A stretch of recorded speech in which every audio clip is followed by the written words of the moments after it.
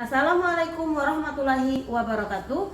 Salam guru penggerak. Saya Miza Puspitasari, calon guru penggerak angkatan ke-10 dari SLB Negeri 1 Seluma, Provinsi Bengkulu. Pada video kali ini, saya akan menyampaikan video aksi nyata saya dalam memberikan diseminasi tentang budaya positif di lingkungan sekolah saya, yaitu SLB Negeri 1 Seluma. Selamat menyaksikan. Dengarlah, bangsa telah memanggilmu, segera wujudkan kreatif dan mandirimu. Hei, lihatlah, muridmu telah menanti, arahkan jiwa laku dan pikirnya menurut kodrat-kodratnya. Bergerak, tergerak, penggerakannya dalam inovasi dan karya menuntun arahkan minat bakat, kolaborasi bermakna, ciptakan insan merdeka yang bahagia, profil belajar Pancasila menjadi alam.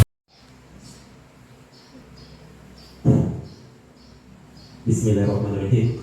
Assalamualaikum warahmatullahi wabarakatuh.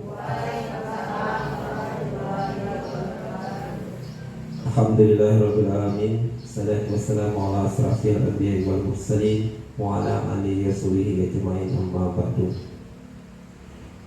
Pertama-tama yang saya hormati Ibu Kepala Sekolah, Ibu Hersi yang kami hormati Bapak Ibu guru yang bersedia hadir pada kesempatan hari ini dalam acara kegiatan CGP Angkatan 10, yaitu berbagi praktik baik dengan Ibu Miza, menyebarkan pemahaman dan penerapan pengalaman budaya positif. Baik Bapak Ibu, pertama-tama marilah kita panjatkan puji dan syukur kita kepada Allah Subhanahu wa Ta'ala, yang mana pada siang hari ini kita telah diberikan waktu, kesehatan, kesempatan sehingga kita semua bisa berkumpul dalam keadaan sehat walafiat. Dan juga tak lupa pula salawat dan salam kita haturkan kepada junjungan kita Nabi besar Muhammad SAW. Allahumma shalli ala sayyidina Muhammad wa ala ali sayyidina Muhammad, yang telah membawa kita dalam alam kebodohan hingga pada saat ini menuju alam dengan teknologi, dengan perkembangan dan keamanan, sehingga kita bisa belajar dengan aman, tenang seperti saat ini.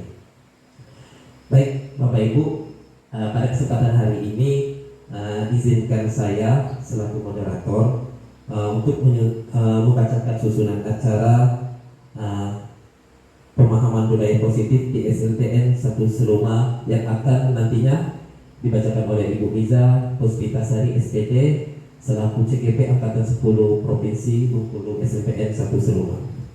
Yang pertama yaitu pembukaan, yang kedua yaitu kata sambutan dari kepala sekolah, yang ketiga yaitu presentasi dari CGP, yang keempat yaitu kesimpulan, yang kelima yaitu penutup. Baik, langsung saja Bapak Ibu, kita buka acara kita pada siang hari ini dengan membaca basmalah.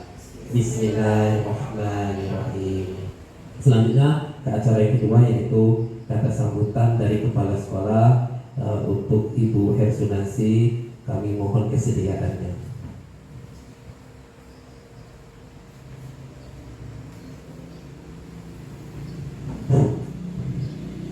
Bismillahirrahmanirrahim.